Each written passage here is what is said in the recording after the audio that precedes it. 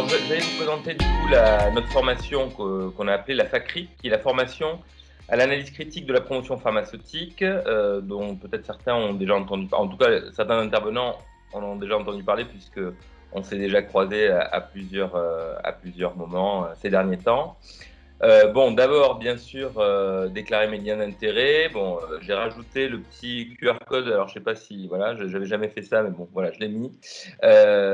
Donc, j'ai pas de lien d'intérêt, bien sûr, avec les entreprises qui fabriquent ou qui font la promotion des produits de santé. Et bien sûr, le but étant toujours de garder l'esprit critique. Ce sont des informations qu'on peut retrouver sur le site transparence.gouv ou peut-être mieux encore pour ceux qui ne connaissent pas, le site Eurofordoc. .fr qui reprend les données de transparence.gouv et qui les mouline de façon à les rendre un peu plus lisibles. Voilà. Bon, d'abord, je voudrais remercier FairJP de m'avoir invité à cette réunion que je trouve très intéressante, surtout avec des gens que je connais et que j'apprécie beaucoup, notamment Irène, Paul ou Adrien ou Robin. Voilà, c'est un grand plaisir pour moi d'être ici. Alors, notre formation, pourquoi est-ce qu'on a fait cette formation? Déjà, le contexte. La promotion pharmaceutique, c'est une information médicale pour les professionnels de santé qui est omniprésente, ça vous l'avez tous constaté durant vos études, et qui a une influence avérée sur les prescriptions. Et là, on a pas mal maintenant de bibliographie à ce sujet, notamment des études françaises qui sont assez récentes. L'exposition des étudiants, elle est précoce, elle est fréquente et à l'origine de ce qu'on appelle le curriculum caché. Donc, ça fait partie en fait de notre cursus de recevoir la visite médicale et de travailler avec les industriels. Et puis les enjeux, ils sont éthiques, sanitaires et économiques. Donc ça aussi, avec ce qu'on a dit avant et avec l'intervention d'Irène, on comprend tout de suite en fait quel est l'enjeu d'avoir une formation qui permette aux étudiants d'avoir un esprit plus critique. Et puis aussi, on a de la bibliographie pour nous dire que justement, les professionnels de santé ne sont pas assez formés à l'esprit critique vis-à-vis des industriels. Donc, il y a deux principales références sur lesquelles on s'est appuyé pour faire cette formation, qui est le guide de l'OMS, Comprendre la promotion pharmaceutique et y répondre, qui a été traduit par la HAS en 2013, et qu'on peut retrouver, si on tape Google, Comprendre la promotion pharmaceutique et y répondre, on peut trouver ce document. Et puis aussi des études américaines, le Pharm Free Curriculum, avec l'association des étudiants en médecine aux États-Unis qui avait fait un gros travail déjà sur cette thématique. Et puis notre particularité de notre formation, c'est qu'on a voulu faire une formation avec des méthodes pédagogiques actives, donc avec des jeux de rôle, des lectures critiques, enfin, des analyses de vidéos, enfin voilà, pas mal de petites choses que je vais détailler rapidement dans notre présentation, rapidement, hein, parce que c'est une formation qui est très longue et donc bien sûr on ne va pas pouvoir aller trop dans les détails. Donc, nos objectifs d'apprentissage et méthodes pédagogiques. D'abord, on a une première grande partie qui consiste à identifier les techniques marketing qui influencent l'usage des médicaments dans la pratique quotidienne. Donc, on commence en fait par la formation, par un groupe d'analyse de pratique avec des situations ponctuelles. Donc, là, il y en a pas mal d'entre vous qui connaissent ça, pour que les étudiants puissent prendre conscience de leur vulnérabilité vis-à-vis des techniques d'influence et leur montrer qu'en fait, on a tous été sous influence à un moment. Enfin, en tout cas, on a tous été confrontés ou en contact avec l'industrie pharmaceutique au cours de nos études. Maîtriser les techniques marketing et les preuves de leur influence. Donc là, on fait des lectures critiques d'articles de PLOS ONE, du JAMA ou du BMJ, et un diaporama avec les données économiques de l'industrie pharmaceutique. On va parler des échantillons gratuits, des cadeaux, des repas, des remises accordées aux pharmacies hospitalières et de la formation des étudiants. Et puis toujours dans cette partie, le but aussi est d'organiser une stratégie de réponse à la promotion pharmaceutique avec, on présente des initiatives collectives et individuelles comme le Forum Indep, comme la Troupe du Rire, comme la AMSA, comme le No Free Lunch, et on fait on discute un petit peu sur des réflexions au sujet des idées reçues concernant la promotion pharmaceutique. Par exemple, j'ai fait des études, donc je suis plus intelligent que ça et je ne peux pas être influencé parce que j'ai fait des études, ou je reçois tous les laboratoires, donc je ne suis influencé par aucun, etc. Donc ça, c'est des choses qu'on avait repris notamment du livret de la Troupe du Rire. Deuxième partie de notre formation, c'est la communication avec le visiteur médical. Donc, on identifie les techniques de communication et les outils utilisés par les visiteurs médicaux. Et pour ça, on analyse une vidéo de la visite médicale. Donc, c'est cette vidéo que je vais vous passer peut-être en fin de diaporama, là, pour vous montrer un petit peu ce qu'on a fait. Euh, Maîtriser les enjeux de la visite médicale. Donc là, on a un débat en fait sur dois-je avoir ou non des contacts avec l'industrie pharmaceutique. Et là, on utilise une méthode qu'on appelle le débat mouvant. Et puis ensuite, on parle aussi de l'organisation de la profession de visiteur médical et la réglementation de la profession de ce métier. On présente le métier de visiteur médical, les outils qui sont à sa disposition, la personnalisation de la visite médicale, les techniques de communication utilisées et la charte de la visite médicale. En troisième partie, juger la sécurité et l'efficacité d'un traitement. Donc là, on va parler vraiment des étapes du développement d'un médicament. Donc là, en ce moment, avec les vaccins, donc ça leur parle un peu plus aux étudiants. Donc on va parler d'essais cliniques, de l'autorisation de mise sur le marché, de la commission de transparence, comment sont fixés le prix du médicament avec le rôle du CEPS, le coût de production et le concept des MeToo. Savoir aussi analyser des supports publicitaires. Donc là, on leur donne des supports publicitaires, en fait, les petites plaquettes que donnent les laboratoires, et puis on les analyse en petits groupes. Donc on regarde avec une diaporama, ensuite on leur explique les critères éthiques de l'OMS, les composantes des publicités avec les graphiques, les textes, les références, les photographies, les images. Et toujours dans cette partie, on réalise une déclaration de pharmacovigilance. Donc, on fait un cas clinique en sous-groupe et on parle de pharmacovigilance parce que ça nous avait semblé extrêmement Reconnecter. important de parler de pharmacovigilance, des plans de gestion de risque, des différents acteurs, de qui peut déclarer, comment, et de certaines initiatives comme BIGIBIP qui avait été développée par le service de pharmacologie de Toulouse. Donc ça, c'est toute la première partie de la formation. La deuxième partie de la formation, le deuxième jour, en fait, c'est en 2 jours, on va parler surtout des dispositions réglementaires en matière de gestion de liens d'intérêt et de régulation de la promotion pharmaceutique, en essayant de leur faire définir qu'est-ce qu'un lien d'intérêt et qu'est-ce qu'un conflit d'intérêt, parce que très souvent, c'est très flou, la différence entre les deux. Donc, on fait ce qu'on appelle des buzz groups, des groupes de bourdonnement. Donc, en petits groupes, on leur demande de définir ce qu'un lien d'intérêt et un conflit d'intérêt, et quelle est la différence entre les deux. Est-ce qu'ils ont des exemples médiatiques de liens et de conflits d'intérêts? On parle un peu des textes réglementaires avec différentes définitions, avec des évolutions de la loi Bertrand, loi Kouchner, etc.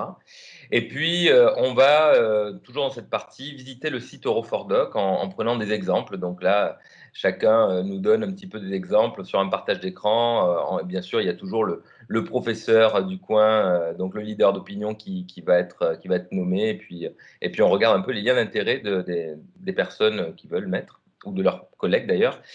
On fait une analyse critique de la charte de la conférence des doyens, donc c'est l'occasion de la travailler, de lire un peu ce qu'il y a dedans et de la faire connaître surtout, cette charte. Et puis une diaporama sur l'intérêt de prescrire en dénomination commune internationale avec des exemples concrets. Donc là, c'est notamment, on en profite pour parler un peu du Mediator et de l'intérêt de la DCI, justement, avec l'exemple du Mediator qui est un exemple assez frappant. Cinquième partie, identifier les conflits d'intérêts dans sa pratique quotidienne et organiser sa formation médicale continue. Donc là, on va parler des publicités à destination du grand public, des sites internet qui ciblent les pathologies, de l'impact de la promotion indirecte, des associations de patients et des stratégies à adopter. Et puis, on essaie de donner des clés surtout sur la façon d'organiser sa formation continue. Donc là, on fait quand même une analyse de programmes de congrès, de sites d'information médicale, de sites internet de sociétés savantes ou d'associations de patients. Et on va parler aussi de formation indépendante, avec bien sûr la revue Prescrire, de Minerva, du Centre Cochrane. On va parler aussi de lecture critique d'articles, des méta-analyses et de leurs biais, donc avec notamment, c'est ce que disait tout à l'heure Paul, avec les histoires de spin, donc la multiplication des études favorables, la non-publication des études non favorables, la neutralisation des chercheurs, et puis les informations à destination des patients sur Internet avec le on-code. Et puis, identifier les biais dans les publications et l'influence de l'industrie pharmaceutique sur les publications. Donc là, on parle surtout des limites, on en parlait tout à l'heure, des limites des recommandations de la Haute Autorité de Santé notamment. Et en dernière partie, on fait une analyse transversale des moyens d'influence au travers des affaires médiatiques. Donc là, en fait, on fait un premier jeu de rôle assez rigolo où on fait des trinômes tournants. Donc c'est un jeu de rôle où à tour de rôle, il y a un des internes qui fait le médecin, un autre qui fait le patient et un autre qui fait l'observateur. Et on les fait discuter sur des patients qui viennent, où on leur propose, ils veulent par exemple le vaccin entre guillemets homéopathique pour la grippe, ou on parle de vaccination hépatite B ou de vaccination du garde d'asile, et on leur fait jouer le jeu de rôle, et ils doivent se défaire en fait du message médiatique qu'apportent les patients qui ont lu sur un blog ou qui ont écouté une émission à la télévision et avec un message médiatisé. Voilà, et on les met en situation pour qu'ils essaient un peu de se sortir de ça. Analyse de situations médiatiques qui ont révélé des conflits d'intérêts. Donc là, on va parler surtout de vieilles affaires, hein, les affaires Vioxx et Norentin. Et c'est l'occasion de parler du rôle on en a parlé un petit peu, enfin Paul en a parlé tout à l'heure, des leaders d'opinion, des key opinion leaders, des prescriptions hors AMM, et puis aussi du ghostwriting ou du disease mongering. Et puis, on fait une analyse critique d'un documentaire. Alors, avant, on analysait un documentaire qui s'appelait Médicamenteur de Stéphane Aurel, qui est vraiment c'était un super documentaire qui commence à dater un peu, hein, qui était de 2008 à peu près. C'était avant l'affaire Mediator, et qui était déjà très bien fait. Je pense que si pas mal de gens avaient lu, enfin, avaient regardé ce documentaire, peut-être qu'il y aurait eu un peu plus d'esprit critique de la part de certains médecins. Donc là, on analyse un documentaire qui est un peu plus récent, qui est Big Pharma, sur la crise des opioïdes aux États-Unis. Et puis on finit sous forme un peu comme le test de lecture de la revue Prescrire, avec un test de lecture sous forme de 40 QCM, et qui est non sanctionnant, hein, c'est juste histoire de reprendre un petit peu les points principaux du cours. Donc, actuellement, c'est une formation qui est intégrée au DES de médecine générale de Bordeaux, qui est obligatoire pour tous les internes de DES de médecine générale depuis novembre 2019. C'est une formation de 14 heures qui est répartie sur 2 journées, qu'on démultiplie un peu en Aquitaine sur plusieurs endroits, à Bordeaux, Agen, Mont-de-Marsan et Pau, parce qu'il faut il faut absorber toute la promotion, et qui est limitée à 24 étudiants par séance avec 2 enseignants à chaque fois. À ce jour, il y a plus de 500 étudiants qui ont bénéficié de cette formation. On peut en former à peu près 100 par semestre. Et puis, il y a une FACRIP qui est en cours de mise en place dans plusieurs facultés, parce que, comme je vous le dirai tout à l'heure, tout le contenu de la FACRIP, on le donne, hein, on le donne à nos collègues des autres départements de médecine générale qui voudraient mettre en place cette formation dans leur DMG, et on leur donne tout le contenu pédagogique. Et puis, certains l'ont adapté, certains ne pouvaient pas faire 14 heures parce que c'est quand même un coût pour les départements, et donc certains l'ont adapté en faisant des formations un peu plus courtes, par exemple, mais voilà. Donc chacun est à même de se l'approprier. Nos perspectives, c'est proposer un enseignement sur ce thème lors du 2e cycle d'études médicales sur la faculté de Bordeaux. Alors le e-learning, le module optionnel, voilà, mais aussi d'étendre ça aux étudiants en pharmacie, sages-femmes et infirmiers. Proposer cet enseignement aux internes des autres spécialités, autres que la médecine générale. Et c'est pour ça qu'on a développé une e-FACRIP, en fait, une FACRIP en e-learning. Donc ça, je vais vous en dire 2 mots tout à l'heure. Et poursuivre le développement de la FACRIP dans les autres facultés françaises. On voudrait aussi mener ensuite une étude sur l'impact à plus long terme de la FACRIP sur les médecins qui en ont bénéficié. Alors la e-FACRIP, donc on a mis du temps à la sortir, parce que ça a été très compliqué pour que la NDPC en fait nous valide notre formation. Ça a été vraiment très compliqué, parce que pour la NDPC encore, leur première réponse, c'était qu'ils ne voyaient pas le lien entre le bon usage du médicament et la promotion pharmaceutique. Bon, alors pour des gens comme nous qui sommes un peu le nez dedans depuis longtemps, ça nous a complètement mis par terre. Mais bon, à force vraiment de travail, là, et pendant plus d'1 an, on a dû batailler. Ils ont fini par accepter, et la formation a été validée il y a à peine 1 mois. Donc, je vous ai mis, ensuite, je vous montrerai un petit partage là. Hop, si je peux, hop. Vous le voyez là? Ça se voit ou pas? Oui, oui, oui. Ouais. Voilà, donc ça, en fait, c'est par Formedoc, donc c'est une plateforme qui est reliée au service de pharmacologie de Toulouse, de Bordeaux, pardon. Et donc là-dessus, voilà, il y a les objectifs de formation, les objectifs pédagogiques, les cibles de la formation, le plan, et puis voilà, les intervenants, hein, Florent Basile, William Durieux, professeur Mathieu Monimard et moi-même. Et puis voilà, avec la possibilité de s'inscrire. Donc pour l'instant, c'est une formation qui est agréée pour les médecins généralistes.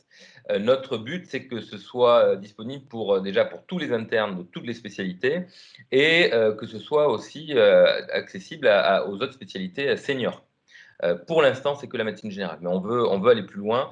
Mais je pense que si la formation marche bien pour les médecins généralistes, il n'y a pas de raison qu'elle ne soit pas ouverte aux autres spécialités. Alors, des projets annexes, ça on en avait déjà parlé, c'est une journée de l'indépendance en médecine dans l'Aquitaine. Notre première journée d'indépendance, on avait eu l'honneur d'accueillir Irène. Ça avait été un petit succès, on avait beaucoup aimé cette journée. On voulait bien sûr la développer en 2020, mais avec la crise sanitaire, on n'a pas pu.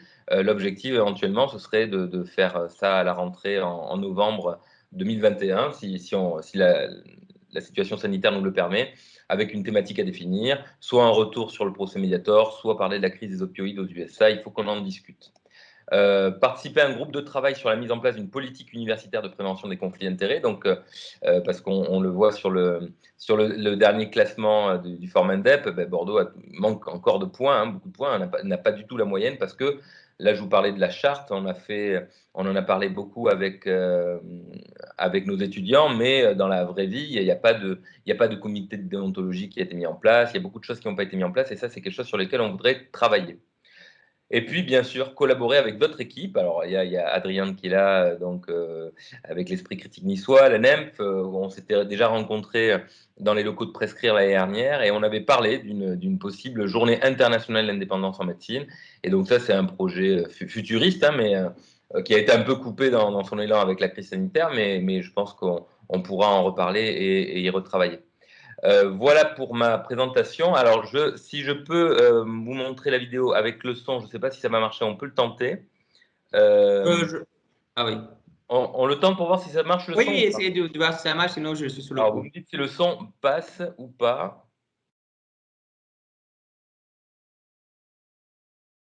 Bonjour docteur, merci de me recevoir, c'est gentil. Le son passe pas? Si, ça marche? Eh bien là, c'est parti. Merci à vous de venir entre midi et deux parce que En plus, c'est là que j'aime. Bon, je viens vous parler des vitamines up là. Bon, je me déshabille. Allez, c'est où Histoire d'enlever, On a mis de chauffage. ça claire. On a mis de chauffage. Oui. Donc, oui, à propos des vitamines up là, oui, vous recevez des patients en ce moment pour des viroses, des rhumes, des Oui, rhinites. ça a commencé un peu. Et alors, qu'est-ce qu'ils demandent un petit peu des suppléments peut-être? Ils sont peut-être un petit peu fatigués. Ils voudraient. Oui. Oui. Ça fait même des fois partie un peu des demandes un peu cachées. Ils voudraient des choses pour. Ah d'accord. Et vous êtes amené à leur prescrire ce type de complément, du coup, avec votre médication en plus? Complément, c'est-à-dire pour qu'ils aient un regain d'énergie, des vitamines, des choses comme ça. Alors, c'est sûr que comme dans la mesure où c'est pas remboursé, moi je leur dis de voir avec la pharmacie, mais je fais pas sur la prescription. Enfin, je prescris pas pour les vitamines. Bon, en dehors des vitamines bien, pour les je viens enfants. vous parler des vitamines là. Donc là, on a sorti une toute nouvelle gamme. Je vous ai amené le petit catalogue avec la description et puis les différentes gammes qu'on peut trouver, les vitamines là. Genre là, ce qui est génial, c'est la nouvelle posologie, 3 semaines, une fois par jour. Alors évidemment, il y a plusieurs gammes, enfants, adultes et sportifs. Bon, on reviendra là-dessus après. Le plus important, c'est cette posologie, juste 3 semaines, une fois par jour. Bon, pour les enfants, c'est sûr qu'il vaut mieux qu'ils prennent leur complément le matin avec le petit déjeuner, pas à jeun, c'est pas conseillé. Mais par contre, c'est adapté à tous les âges. Les vitamines au plat, c'est aussi donc 12 oligo-éléments, 13 vitamines, du fer, du magnésium, et puis voilà, cette efficacité en 3 semaines, une fois par jour.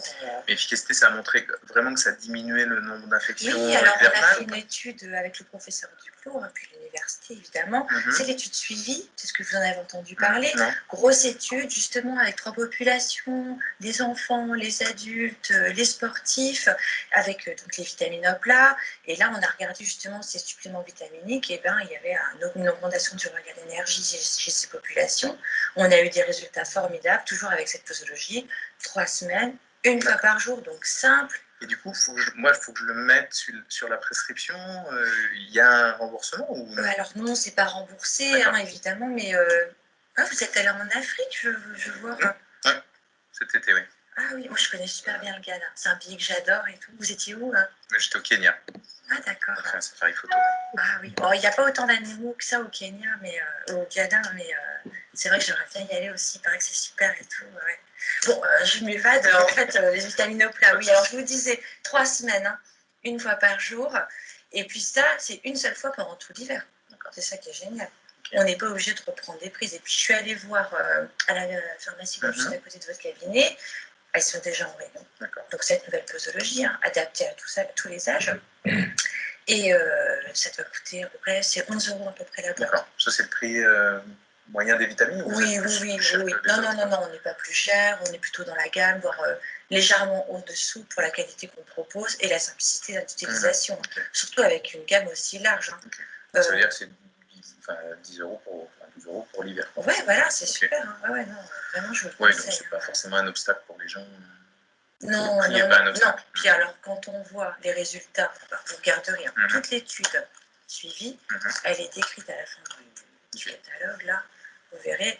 D'ailleurs, pour vos patients, ou les parents de vos patients, on a fait un petit livret comme ça, où tout est expliqué à l'intérieur, de manière beaucoup plus simple que ce catalogue, hein, qui est vraiment destiné aux professionnels de santé.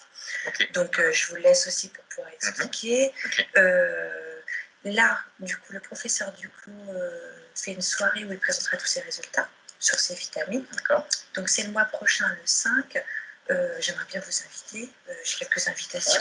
Je peux me permettre. Le 5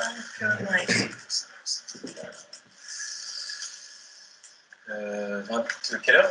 20 h, oui, le 5, ouais. Au Grand Palais Royal. Hein. Ah oui. Oui. Le 5, je suis... OK. Oh, c'est super. Super. Merci. Je vous ces invitations comme ça. Vous avez encore des questions à me poser? Non, c'est parfait. On peut peut-être reprendre rendez-vous le mois prochain. Comme ça, on fait un petit Oui. point. Oui, la secrétaire va vous donner le créneau, ce sera entre midi et 2, comme ça, si ça vous va. On aura l'occasion, j'imagine, de discuter à la soirée, mais je préfère pouvoir un rendez-vous. Je sais que vous êtes vraiment très occupés. Bon, bah, très bien. Alors, j'étais ravie de vous voir. Hein. Moi aussi. Puis à bientôt. Merci beaucoup. Au revoir. Merci. Bonne journée. Au revoir aussi. Au revoir. N'oubliez pas la petite veste, parce que dehors, oui. ça frise. J'aimerais bien dehors, mais... OK, merci. Au revoir. Voilà, pour donc ça, cette petite vidéo de visite médicale qu'on a, de fausse visite médicale, hein, c'est bien sûr, hop, comment je vais? Je vous vois plus là. Comment on fait? Télécharger. Tac. Hop. On peut arrêter le partage ou pas? Parce que je vous vois plus. Oui. Hop, arrête le partage. Bon, je vous vois. Donc voilà cette petite vidéo. Donc on leur fait analyser une première fois, et ensuite on leur repasse une vidéo où nous on a mis un peu ce qu'on avait décrypté comme différents différents moyens de communication, méthodes de communication, les éléments légaux qui doivent être remis aux médecins. Voilà. Donc c'est un des exemples de ce qu'on fait dans la FACRIP et qu'on fait aussi dans la IFACRIP, puisque cette vidéo-là, on l'avait aussi montée en vue de la formation en e-learning.